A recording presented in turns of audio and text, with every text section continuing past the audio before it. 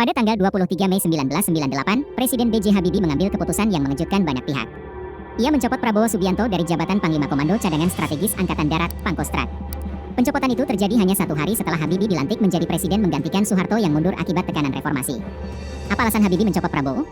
Bagaimana reaksi Prabowo dan apa dampaknya bagi karir militernya? Pada tanggal 21 Mei 1998, Presiden Soeharto mengumumkan pengunduran dirinya dari jabatan presiden setelah menghadapi tekanan besar dari gerakan reformasi yang dipimpin oleh mahasiswa dan rakyat. Sesuai dengan konstitusi, Wakil Presiden B.J. Habibie kemudian dilantik menjadi Presiden RI ketiga tanpa sidang umum MPR dan tanpa ucapan selamat dari Soeharto. Salah satu tantangan terberat yang dihadapi oleh Habibie adalah membentuk kabinet baru, termasuk menentukan jabatan Panglima ABRI, Pangab. Habibie memutuskan untuk mempertahankan Jenderal Wiranto sebagai Menhankam Pangab dalam Kabinet Reformasi Pembangunan.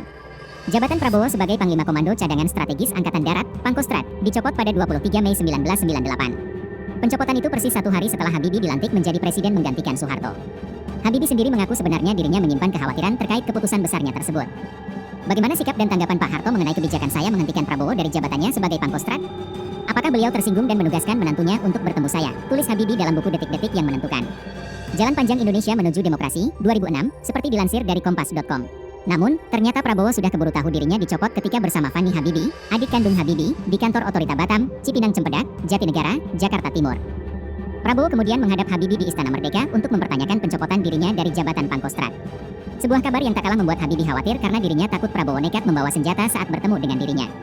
Percakapan antara Habibie dengan Prabowo itu dilakukan dalam bahasa Inggris seperti kebiasaan mereka ketika bertemu.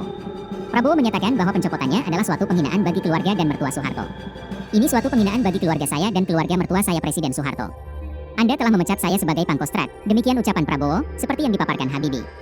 Habibie menjawab bahwa Prabowo tidak dipecat, tetapi jabatannya diganti karena ada laporan dari Wiranto tentang adanya gerakan pasukan Kostrad menuju Jakarta, Kuningan dan Istana Merdeka. Prabowo mengaku bahwa dia bermaksud untuk mengamankan presiden.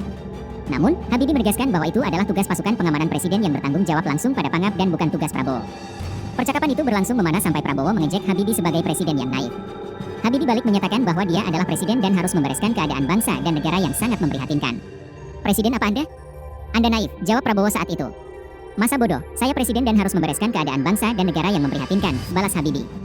Setelah dicopot dari jabatan Panglima Kostrat, Prabowo dikirim ke Bandung menjadi Komandan Sesko ABRI.